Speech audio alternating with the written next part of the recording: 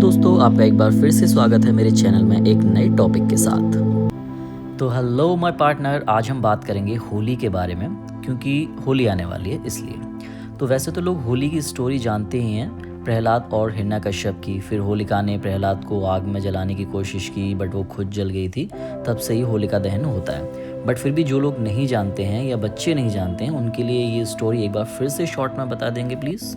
जी हाँ, होली का संबंध भक्त प्रहलाद से है, जो भगवान विष्णु के परम भक्त थे।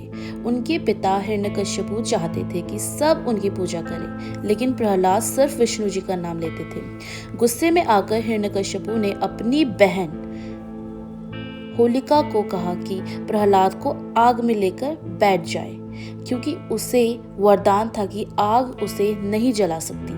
लेकिन भगवान की कृपा से प्रहलाद बच गया और होलिका जलकर भस्म हो गई। तब से होली पर होलिका दहन किया जाता है, जो बुराई पर अच्छाई की जीत का प्रतीक है। ओके, तो अब हमें कुछ ऐसी चीज़ें भी बताओ जो होली से रिलेटेड हों, लेकिन उन चीज़ों को कोई नहीं जानता हो या फिर बहुत कम लोग जानते हों। ऐसी कोई घटना, कहानी, किस्सा या कोई भी ऐसी चीज़। जी हाँ, होली सिर्फ प्रहलाद की कहानी तक सीमित नहीं है। बहुत कम लोग जानते हैं कि कुछ जगहों पर होली का संबंध कामदेव से भी जोड़ा जाता है। कथा के अनुसार जब भगवान शिव तपस्या में थे, तब कामदेव ने उन्हें जगाने की कोशिश की और शिव जी के क्रोध से भस्म हो गए। इसी वजह से कुछ स्थानों पर होली को प्रेम और पुनर्जन्म का प्रतीक माना जाता है। एक और रोचक बात यह है कि होली का जिक्र प्राचीन ग्रंथों जैसे नारद पुराण में भी मिलता है, जहां इसे वसंत उत्सव कहा गया है। मथुरा वृंदावन में होली का संबंध कृष्ण और राधा से भी है, जहां रंग खेलने की परंपरा उनकी लीलाओं से जुड़ी मानी जाती है। ओके, तो अब ये बताओ कि मथुरा में जैसे लठमार होली होती है, उसका क्या मतलब है?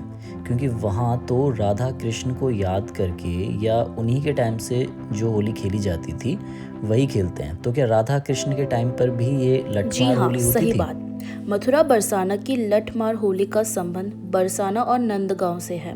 परंपरा के अनुसार कृष्ण अपने दोस्तों के साथ बरसाना जाकर राधा और सखियों को छेड़ते थे।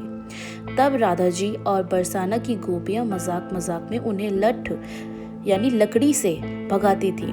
इसी को याद करके आज भी लठमार होली खेलते हैं। लेकिन ऐतिहासिक रूप से देखें तो उस समय सच में लठमार होली आज जैसे बड़े उत्सव के रूप में होती थी।